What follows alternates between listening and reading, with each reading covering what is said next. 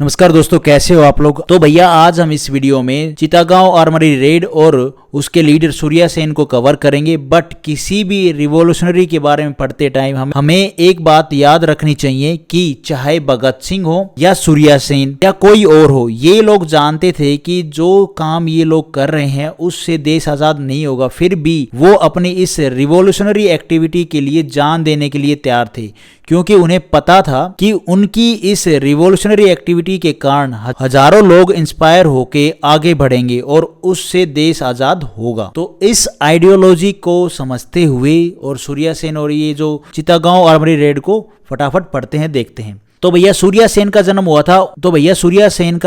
था 1894 में। ईयर 1916 में क्या होता है, while he was studying in Baharampur college of Murshidabad, he felt attracted toward the revolutionary ideas, join the revolutionary organization Anushilan Samiti. इसके बारे में मैंने वीडियो डाल दी थी, वो आपने पढ़ लिया होगा। तो भैया साल 1916 में मुर्शिदाबाद के बहरमपुर कॉलेज में पढ़ रहे थे ये कौन, सूर्या सेन साहब। तो उस टाइम पे इन्होंने कॉलेज के साथ साथ जो अनुशीलन समिति है इसको भी ज्वाइन कर लिया था। और वी नो दैट अनुशीलन समिति क्या थी, एक रिवॉल्यूशनरी सीक्रेट सोसाइटी थी। इसका रिवीजन हमने कर लिया था। और भैया पढ़ाई पूरी होने के बाद जब ये अपने गांव चितगांव पहुंचे तो यहाँ के नेशनलिस्ट स्कूल में ये मैथमेटिक्स पढ़ाने लगे। कौन, सूर्या सेन साहब। इसलिए बच्चों और गांव वालों के भी ये मास्टर दा के नाम से जाने लगे। After completing his study he return to Chittagong इनके विलेज में इन 1918 में and become a mathematics teacher at a national school. और नेशनल स्कूल में ये मैथमेटिक्स पढ़ाने लगे। He join Indian National Congress and was selected as the president of Indian National Congress Chittagong branch in 1918 में। चितागांव में ये रहते हुए इन्होंने कांग्रेस को ज्वाइन कर लिया था भैया। और 1918 में आईएनसी चितागांव ब्रांच के ये प्रेसिडेंट चुने गए। और नॉन कॉर्पोरेशन मूवमेंट में भी इन्होंने बढ़ चढ़कर पार्ट लिया and participated in non corporation movement. और नॉन कॉर्पोरेशन मूवमेंट में इन्होंने बढ़ चढ़कर भाग लिया। बट बात यहाँ पे ये थी कि ये अनुशीलन समिति से जुड़े हुए थे, इसलिए एक हार्ड कोर रिवॉल्यूशनरी थे। कौन, सूर्या सेन। बट हो सकता है अपनी रिवॉल्यूशनरी एक्टिविटीज को अंडर कवर रखने के लिए इन्होंने कांग्रेस ज्वाइन कर ली हो, एक पॉइंट ये भी हो सकता है। और इनकी इन्हीं रिवॉल्यूशनरी एक्टिविटी के चलते इनको 1926 टू 1928 फॉर रिवॉल्यूशनरी एक्टिविटी के लिए इनको जेल में डाल दिया गया। और सूर्या सेन को, जिसको मास्टर दा के नाम से भी जाना जाता है, इनको अगर किसी इवेंट ने सबसे ज़्यादा इंस्पायर किया तो वो था आयरलैंड की 1916 की ईस्टर राइजिंग। जो ये ईस्टर राइजिंग था, इस इवेंट ने इनको सबसे ज़्यादा क्या किया, इंस्पायर किया।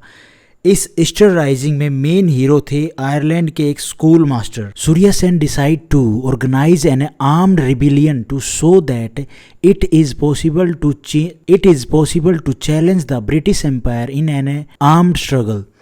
तो भैया सूर्या सेन बोले तो मास्टर दा ने अपने मन में ठान लिया था कि जो वहाँ हुआ था, कहाँ पे, आयरलैंड में जो हुआ था, अब वो यहाँ भी होगा। ब्रिटिश एम्पायर के खिलाफ एक आर्म रिबिलियन, चितगांव को बंदूक के दम पर आज़ाद करवाया जाएगा, चाहे वो कुछ ही दिनों के लिए क्यों ना हो। बट मैसेज पूरे देश तक पहुंचा तो हो सकता है कि एक एक करके पूरा देश इन ब्रिटिश गवर्नमेंट से, ब्रिटिश से आज़ाद हो जाए। और इसी ऑब्जेक्टिव के साथ सूर्या सेन बोले तो मास्टर दा ने प्लान किया चितगांव आर्मरी रेड।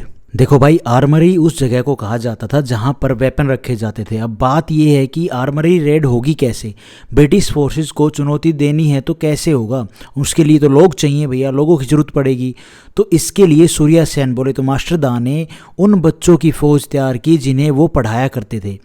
और वे बच्चे तो मात्र 10 या 15 साल के थे, तो इन्हें एक फिजिकल ट्रेनिंग के जरिए फौज में तब्दील कर दिया गया। और इस फौज का नाम रखा गया Indian Republican army. But master दा ने इस आर्मी को इंडियन रिपब्लिकन आर्मी नहीं बल्कि Indian Republican army Chittagong branch कहा, क्योंकि उम्मीद ये थी कि देश के कोने कोने में आने वाले समय में इंडियन रिपब्लिकन आर्मी बनेगी जो अपने एरिया को आज़ाद करवाएगी,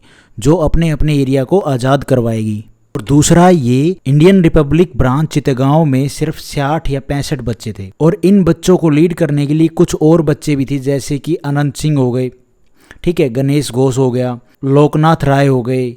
और दूसरा ये तो थे 22 साल के अप्रोक्स। और दूसरा वुमेन में कौन थी, प्रीति लता वाडेडर और कल्पना दत्त, ये थी वुमेन में। इन्होंने भी इस रेड में काफ़ी अपनी एक भूमिका, काफ़ी अच्छी भूमिका निभाया, काफ़ी अच्छा अपना एक रोल निभाया इसमें। तो भैया ऑब्जेक्टिव था चितगांव आर्मरी रेड और टीम तैयार थी। अब बारी थी एक डिटेल प्लान की। चितगांव की 2 मेन आर्मी को आइडेंटिफाई किया गया, बट बात ये है कि अगर बात ये थी आर्मरी पर रेड की गई तो टेलीग्राफ लाइन से, टेलीफोन लाइंस के थ्रू जो आसपास के एरिया में ब्रिटिश फोर्सेस हैं उन्हें तुरंत खबर की जा सकती थी, जिससे उनका पूरा का पूरा प्लान क्या है, फेल हो सकता था। इसलिए प्लान में टेलीग्राफ लाइन, टेलीफोन लाइंस को भी ध्वस्त करने को ऐड किया गया। मतलब उनको भाई तोड़ फोड़ दिया जाए, उनको एकदम डेड कर दिया जाए ताकि कनेक्शन ना कर पाएं एक दूसरे से और फोर्स और ना मंगाई जाए। और जो ये इंडियन रिपब्लिकन आर्मी थी ये भैया अब ग्रुप में डिवाइड हो गई और अप्रैल 1930 मतलब 18 अप्रैल, मैं लिख देता हूँ, 18 अप्रैल 1930 को शाम को इन्होंने दोनों आर्मरीज को अपने कब्जे में ले लिया। प्लान के according railway line, telephone lines को भी ध्वस्त कर दिया गया।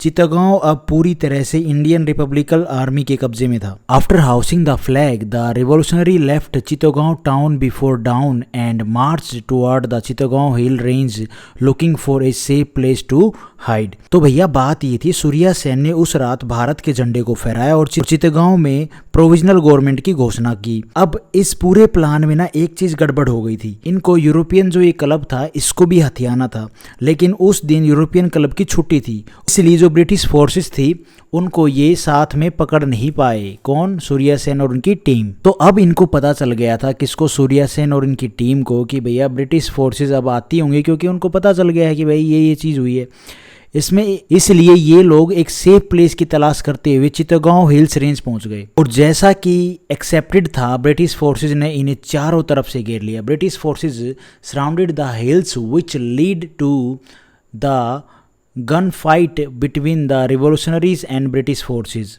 और इंडियन रिपब्लिक आर्मी और ब्रिटिश फोर्सेस के बीच में गन फाइट हुई। इस फाइट में ज़्यादा जो नुकसान था वो ब्रिटिश फोर्सेस को ही हुआ था, बिकॉज इंडियन रिपब्लिकन आर्मी के पास हाइट का जो एडवांटेज था, क्योंकि ये हिल्स के ऊपर बैठे थे ना, हाइट का इनके पास एडवांटेज था, इसलिए जो ज़्यादा नुकसान हुआ वो किसका हुआ? ब्रिटिश फोर्सेस का हुआ। अब जो आगे की कहानी है उसको हम टाइमलाइन से समझते हैं। फरवरी 1933 में ये तो रेड हो गई थी। फरवरी 1933 में सूर्या सेन को पकड़ लिया गया था और जो उनके बाकी जो टीममेट थे उनको पहले ही पकड़े जा चुके थे। सूर्या सेन के अरेस्ट के बाद इनको बहुत ही ज़्यादा टॉर्चर किया गया और जनवरी 1934 में इनको फांसी की सज़ा दे दी गई, इनको फांसी पे लटका दिया गया। तो चितगांव आर्मरी रेड आपको एक आइडिया हो गया होगा, अप्रैल 1930 में हुई। सूर्या सेन को 1933 में पकड़ लिया गया, 34 में इनको फांसी की सज़ा दे दी गई। तो इस रिवीजन के थ्रू आपको एक आइडिया हो गया होगा कि चितगांव आर्मरी रेड क्या थी। Thank you for watching this video. Video आपको ठीक लगी तो गाइज लाइक करना, चैनल पे नए हो तो सब्सक्राइब करना।